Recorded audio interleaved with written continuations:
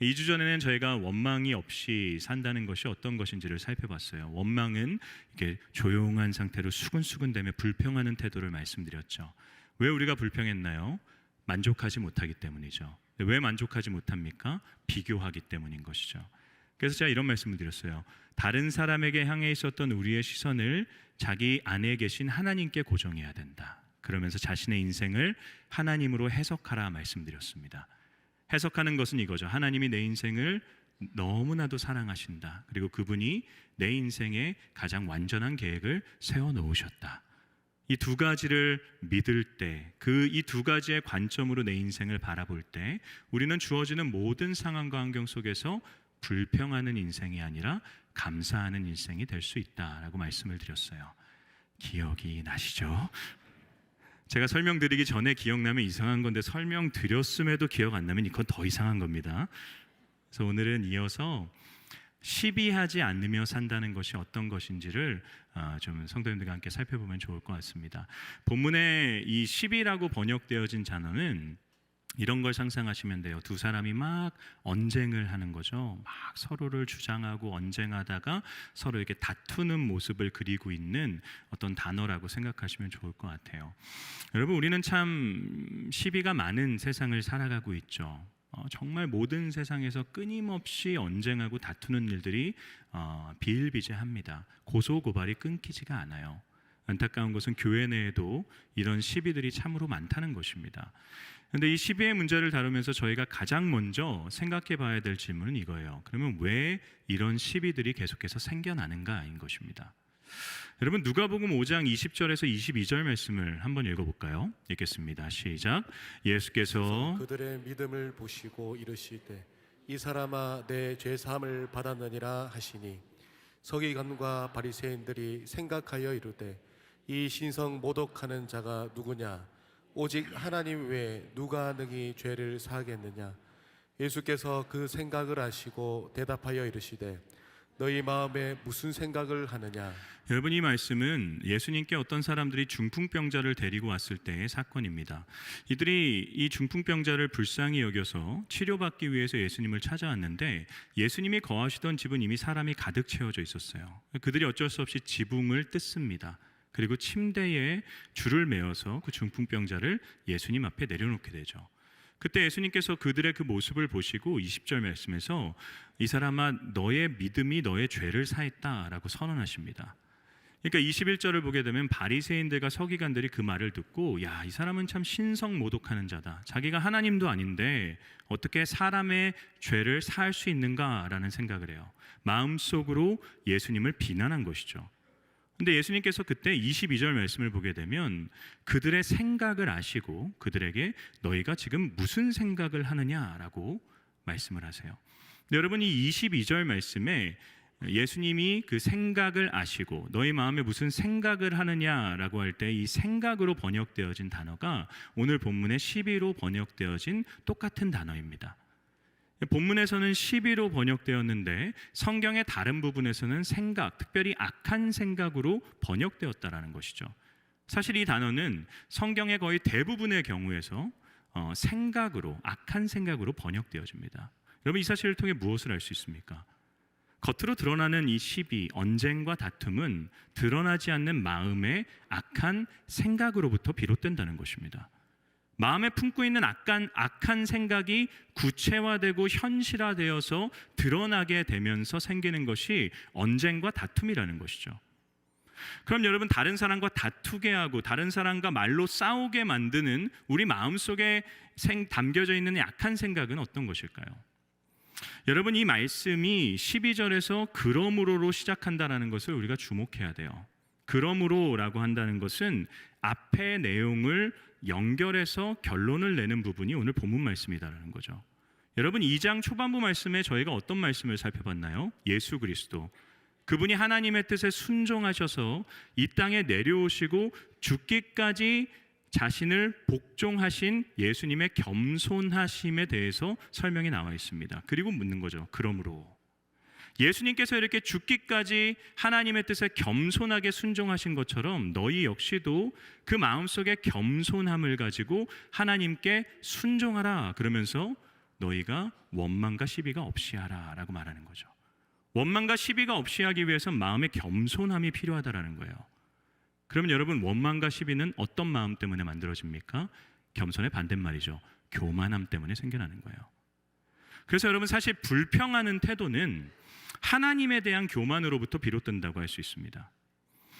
하나님이 우리의 인생을 가장 사랑하시고 우리 인생에 완전한 계획을 세워놓으셨어요. 그래서 내 인생에 펼쳐지는 모든 일들은 내가 원하든 원하지 않든 간에 나를 향하신 완전하신 하나님의 계획 속에 주어지는 것입니다.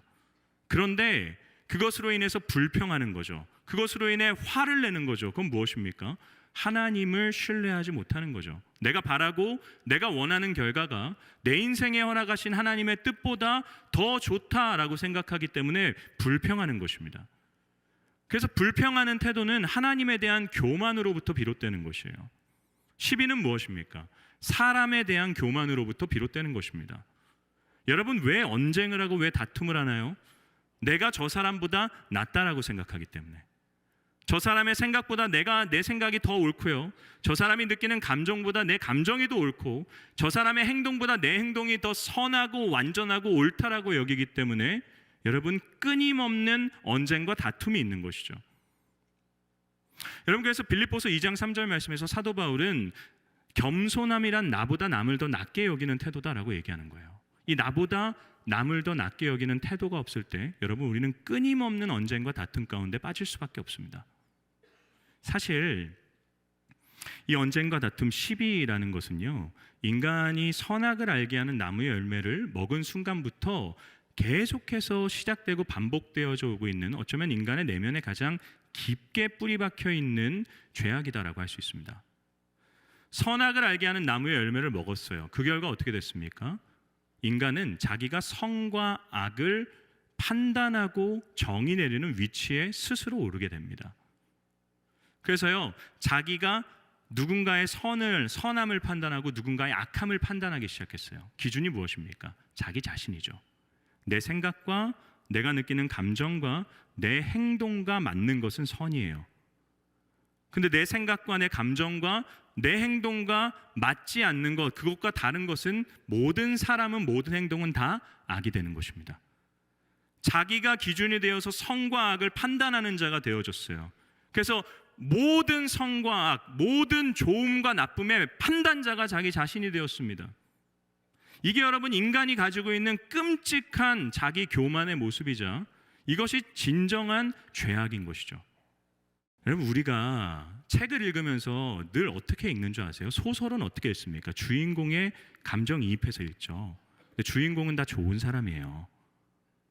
주인공의 감정이입을 해서 주인공을 괴롭히는 나쁜 사람들을 우리는 화내고 비난합니다. 그게 우리가 소설을 읽는 방법이죠. 성경을 읽을 땐 반대로 읽으셔야 돼요. 성경에 등장하는 진짜 나쁜 사람들, 부족한 사람들이 나의 모습이다라는 것을 여러분이 기억해야 됩니다. 자기 환상, 내가 옳다, 내가 기준이다, 내 생각만이 맞다, 내 경험이 맞다라고 하는 자기 자신이 기준이 되어지는 이 교만함으로부터 우리는 스스로를 지켜나가야 돼요. 착각이, 교만함이 깨어져야 됩니다. 어떻게 가능할까요? 예수 그리스도의 은혜를 발견하게 될 때 나의 교만함이 깨어집니다. 예수님을 믿게 되는 순간, 하나님을 알게 되는 순간 뭘 발견하게 되나요? 아, 내가 선이 아니구나. 저 사람이 선이 아니구나. 하나님이 선이시구나. 이걸 발견하게 되면요, 자신의 생각을 남에게 강요하지 않아요. 다른 사람의 생각을 무조건적으로 수용하지 않습니다. 하나님의 뜻을 구하게 됩니다. 하나님의 뜻은 무엇이지? 하나님이 선하게 생각하시는 인생은 어떤 인생이지? 이 지점에 도달해서 고민하기 시작하면요, 우리는 결코 여러분 시비할 수 없습니다. 왜냐하면 하나님의 뜻은 늘 하나됨에 있기 때문이죠. 사랑하는 여러분, 여러분이 살아가며 여러분의 인생 가운데서, 여러분이 하는 일 가운데서, 또는 이 교회 안에서 여러분의 뜻과 여러분의 계획과 여러분이 원하는 대로 펼쳐질 수 있습니다. 그런데 그렇지 않을 때도 있어요. 그럼 여러분, 그렇지 않을 때는 하나님의 뜻이 아닌 것입니까? 우리는 쉽게 그렇게 생각해 버려요. 그러나 여러분, 그것도 하나님의 뜻 안에 있는 것 아닙니까? 그 결정이 내려지기까지의 모든 과정과 그 결정이 내려진 그 순간과 또 그것이 진행되는 모든 과정은 하나님의 뜻 안에 있는 것입니다. 우리가 돼야 하는 것은 그것이 하나님의 뜻임을 믿고 하나님의 뜻 안에 나의 생각과 다를지라도 순종하고 함께하고 연합하는 태도를 갖는 것이죠. 나의 생각과 다르다는 것 때문에 한 발짝 떨어져서 뒤에서 바라보면서 불평하는 입술로 불평하고 끊임없이 원망을 쏟아내면서 심지어 나의 생각이 옳았다는 것을 증명하기 위해서 그 일이 안 되기를 바라고 있는 태도는 여러분 정말 그리스도인답지 않은 태도인 것이죠. 물론 제가 이런 설교를 하면요, 가끔 어떤 성도님들이 그러세요. 목사님 요즘 좀 힘드세요? 누가 목사님 괴롭게 하세요? 근데 전혀 아니에요. 여러분, 제가 정말 우리 교회 안에 이런 분쟁이 있고 어려움이 있고 저를 힘들게 하는 분이 계시면 저 오히려 이런 설교 못해요. 그분에게 상처가 되기 때문에. 우리 교회 여러분 그런 거 많이 없어요. 분쟁이 많이 없습니다. 괴로움이 많이 없어요. 그런데 제가 이 설교를 할 수 있는 이유는 그렇기 때문에 할 수 있는 겁니다. 여러분, 언제나 일치와 연합을 추구해야 됩니다. 제 기도 제목이 뭐라고 말씀드렸죠? 범어교회가 더욱 하나 되게 하소서. 내 뜻이 펼쳐지지 않아도 돼요. 저도 그렇습니다. 여러분, 제가 대구로 내려오면서 범어교회에 부임하면서 저에게도 하나님 안에서의 이 교회를 향한 꿈과 소망과 계획들이 있어요. 여러분, 어떤 목사가 교회에 부임하면서 소망을 안 품고 오겠습니까? 저도 오랜 시간 교회를 위해 기도하면서 하나님이 품게 하신 계획과 뜻이 있어요. 그런데 여러분, 저 정말로요, 제 뜻이 펼쳐지지 않아도 괜찮아요. 제가 제 주변의 사람들에게, 제 스스로에게, 우리 교육자들에게 늘 반복해서 하는 말이 있어요. 교회가 저에게 맞춰야 되는 게 아니라 제가 교회에 맞춰야 되는 거예요. 왜 그렇습니까, 여러분? 117년이라는 세월 동안 하나님이 이 교회를 이끌어 오셨어요. 그리고 하나님의 인도하심의 결과가 지금 우리 교회의 모습입니다. 여러분, 제가 와가지고 그 긴 역사 동안 하나님이 형성하신 이 교회의 아름다운 모습을 제가 계승해 나가는 것이지, 이것을 바꾸기 위해 제가 있는 것이 아니라는 거죠. 하나님이 우리 교회에 너무나도 좋은 비전을 주지 않으셨습니까? 포모, P-O-M-O. 원로 목사님 통해서 정말 좋은 비전을 주셨어요. 전 처음에 사실 왔을 때요, 여러분, 포모 이 로고를 보면서 무슨 생각했냐면, 원래면 B-O-M-E-O인데 그게 범어잖아요. 근데 왜 포모일까? 제가 늘 이 생각을 했어요. 들어와 보니까 알겠더라고요. P 아시죠? Prayer, pray, 기도하는 사람. O, obedience, 순종하는 사람. M, maturity, 성숙한 사람. O, oneness, 하나됨. P-O-M-O. 너무 좋은 비전 아닙니까? 여러분, 제가 오늘 설교하고자 하는 내용이 이 비전 속에 다 담겨 있어요. 근데 무슨 새로운 비전을 제가 얘기해야겠습니까? 제 역할이, 저는 뭐라고 생각하냐면 늘 이렇게 생각해요. 나는 이 교회에 뭘 하러 왔지? 하나님 왜 날 보내셨지? 근데 제가 고민하고 기도하면서 내린 결과가 이거예요. 아, 나는 1도를 트는 사람이구나. 1도. 90도 트는 사람 아니에요. 180도 트는 사람 아니에요. 전 1도를 트는 사람이다라고 생각해요. 1도를 트는 것은 큰 변화가 보이지 않아요. 당장 눈앞에. 별거 아닌 것 같습니다. 그런데 여러분, 1도가 틀리고 난 후에 또 하나님께서 허락하신 오랜 시간이 지나고 나면 이때 틀어진 1도는 엄청난 변화를 만들어낼 것입니다. 제 때에 대단한 결과가 없어도 돼요. 제 때에 열매가 풍성하게 맺히지 않아도 됩니다. 물론 개인적으로 서운할 거예요. 열심히 노력했는데 눈에 보이는 결과가 없으면 서운할 거고요. 어쩌면 제가 목회적으로 힘들어질 수도 있겠죠. 그런데 진짜로 괜찮습니다. 왜냐하면 나는 씨를 뿌리고 물을 주는 사람이 돼도 괜찮다는 거죠. 하나님이 결국 자라게 하시고 열매 맺으실 것을 확신하기 때문입니다. 여러분, 교회 사역을 하실 때 늘 기억하셔야 돼요. 내 때 뭔가 바뀌어야 된다. 내가 뭔가 업적을 남겨야 된다. 내가 사람들로부터 이런 걸 만들어내야 된다면요, 나의 생각을 강요하게 돼요. 나의 생각을 막 관철시키려고 하게 돼요. 그러면 교회는 분열되어집니다. 하나님의 뜻은 거기에 있지 않아요. 하나님의 뜻은 늘 하나됨에 있습니다. 사랑하는 성도 여러분, 원망과 시비가 없이 하는 것, 그게 우리 안에서 끊임없이 우리의 내면에 속삭이시면서 우리 안에서 말씀하고 계시는 하나님의 뜻입니다. 저는 저와 여러분이 우리 범어교회가 대단한 성과를 이루는 교회가 되지 않아도 된다고 생각해요. 예수님 생각해 보세요. 예수님이 이 땅에 오셔서 무슨 대단한 성과를 내셨습니까? 예수님이 이 땅에 오셔서 자신의 공생의 모든 시간을 투자하셔서 얻은 사람들이 11명의 제자밖에 없었어요. 3년 동안 모든 진력을 쏟아내셔서 11명이라는 결과밖에 내지 못하시고 그분은 십자가 위에서 죽으셨습니다. 대단한 성과 아니에요. 대단한 열매 아니에요. 그분이 그러셔야 됐던 이유는 하나님과 우리의 하나됨을 위해서, 우리와 우리의 하나됨을 위해서. 그 11명의 사람들이 결국 전 세계에 주의 복음을 전하는, 수천 년이 지난 후에도 복음을 위한 사람들을 만들어내는, 1도 틀었는데 바뀌는 엄청난 역사를 만들어낸 것이죠. 사랑하는 성도 여러분, 우리 범어교회가, 저와 여러분이 그 무엇보다 하나됨, 원망과 시비가 없이 하는 일에 쓰임받는 교회가 되기를 주님의 이름으로 축원합니다. 왜 그래야 될까요? 15절 말씀 한번 읽어보겠습니다. 15절입니다. 시작. 이는 너희가 흠이 없고 순전하여 어그러지고 거스르는 세대 가운데서 하나님의 흠 없는 자녀로 세상에서 그들 가운데 빛들로 나타내며. 여러분, 사도 바울은 이는이라고 얘기해요. 모든 일을 원망과 시비가 없이 하라. 이는 왜냐하면 뭐라고 얘기합니까? 어그러지고 거스르는 세대 가운데, 세상 가운데 너희가 살아가는데 그 세상에서 너희가 빛들로 나타내기 위해서다라고 얘기해요.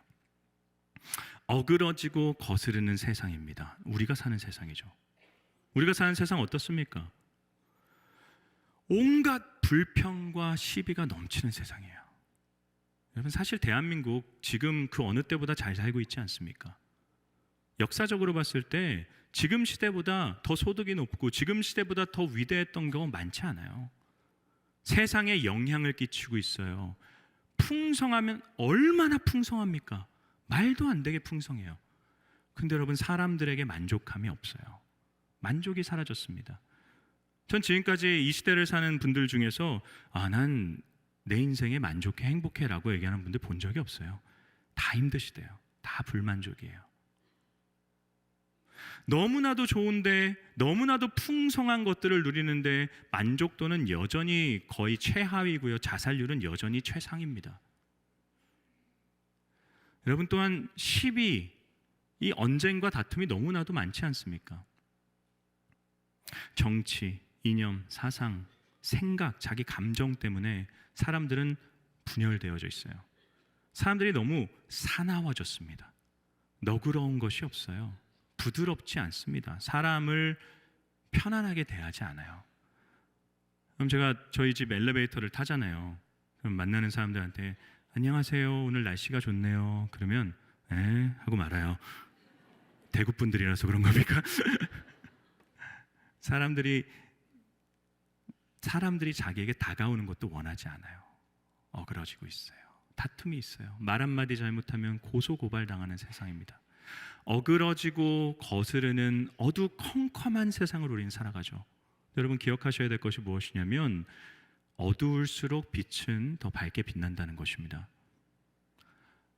그 어느 때보다 어두운 세상이에요. 그래서 우리가 정말로 빛으로 나타내기만 한다면, 그것이 작은 빛이라도 그 어느 때보다 선명하고 그 어느 때보다 밝게 빛날 것입니다. 여러분, 어두운 세상 가운데 어떻게 우리가, 또 우리 교회가 빛이 될 수 있습니까? 원망과 시비가 없이 하는 거예요.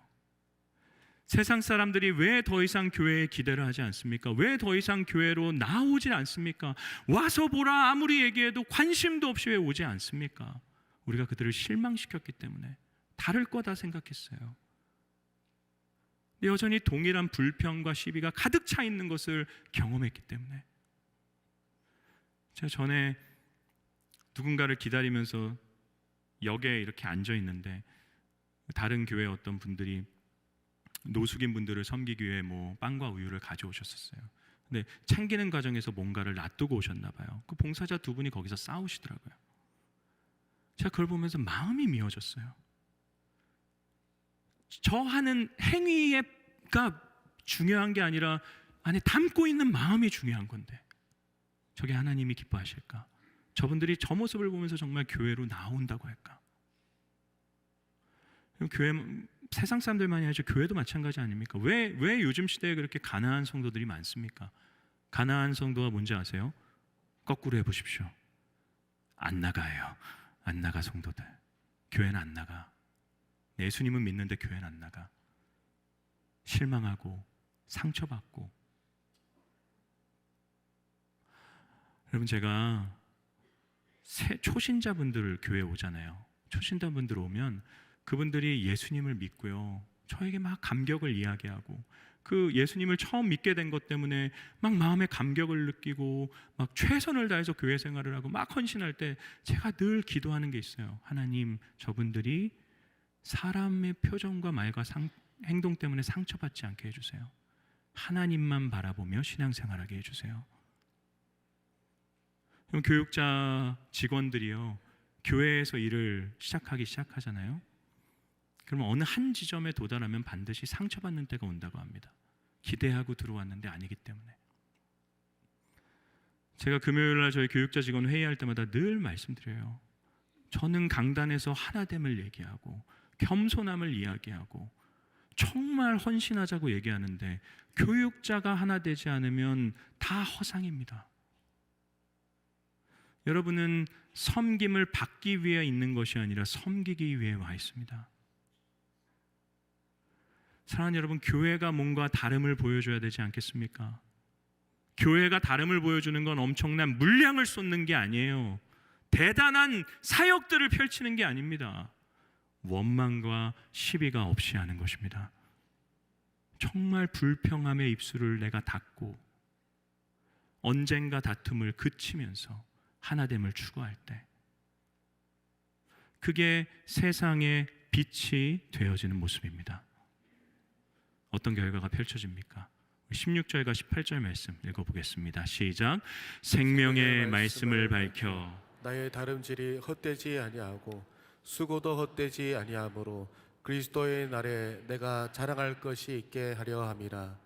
만일 너희 믿음의 재물과 섬김 위에 내가 나를 전제로 드릴지라도 나는 기뻐하고 너희 무리와 함께 기뻐하리니 이와 같이 너희도 기뻐하고 나와 함께 기뻐하라. 아멘. 어떤 결과가 있다라고 하네요. 두 가지 예를 얘기하죠. 첫 번째는 자랑한다고 합니다. 여러분, 이 광경을 생각해 보세요. 예수님이 다시 오셨어요. 사람들이 쭉 다 그분 앞에 있습니다. 근데 사도 바울이 그러는 거예요. 예수님, 내가 주님을 위해서 헌신하고 다름질하고 정말 노력한 결과가 이 빌립보 교회 성도들입니다. 보십시오. 원망과 시비가 없이 하나 되어서 겸손한 그 모습을 주님 보십시오. 사도 바울의 자랑이 되는 교회가 되었다라는 거죠. 여러분, 범어교회는 우리의 자랑이 되어야 됩니다. 건물이 자랑이 되는 게 아니에요. 사람이 많은 게 자랑이 되는 게 아닙니다. 우리의 하나됨이 자랑이 되어야 됩니다. 두 번째 결과는 어떤 것입니까? 희생한다라고 얘기해요. 사도 바울은 너희의 믿음의 섬김과 헌신 위에 내가 전제처럼 부어진다고 해도, 전제는 재물을 태우기 전에 그 위에 포도주를 붓는 제사를 의미해요. 포도주를 붓고 태웁니다. 그러니까 사도 바울은 지금 이런 고백을 하는 거예요. 너희가 그렇게 섬기고 헌신했는데 너희의 섬김과 헌신을 위해서 내가 내 인생을 죽기까지 희생하더라도 나는 기뻐하고 기뻐하겠다. 나는 너희 교회를 위한 죽음을, 내 목숨을 다한 헌신을, 희생을 나는 기쁨으로 감수하겠다. 왜냐하면 너희는 나의 자랑거리이기 때문에. 여러분, 교회가 성도의 자랑이 되어질 때 성도는 교회를 세워나가는 일에 기쁨으로 헌신하게 됩니다. 제가 설교를 준비하는데 진짜 간절한 소망이 들었어요. 하나님, 우리 범어교회가 정말 모든 성도들에게, 또 지역사회 주민들에게 자랑거리가 되는 교회가 되게 하여 주옵소서. 이 교회가 이곳에 있다는 것 때문에 이 교회에 정말 하나됨에 대한 아름다운 소문이 돌고 지역사회 사람들이 보면서 야, 범어교회는 진짜 좋은 교회야. 저기에는 분란이 없어. 저기에는 다툼이 없어. 저 교회를 다니는 사람들은 불평의 입술이 아니라 감사의 입술이 나와. 여러분, 그럴 때 이 교회가 우리의 자랑이 되지 않겠습니까? 이 교회를 위해 우리 기쁨으로 희생할 수 있지 않겠습니까? 사랑하는 여러분, 저는 저와 여러분이 이제 어그러진 세상 가운데로 다시 나아가는데 살아가는 모든 삶의 환경에서 그런 삶을 살아감으로써 정말 하나님의 기쁨이 되어지는 성도요 교회가 될 수 있기를 주님의 이름으로 축원합니다.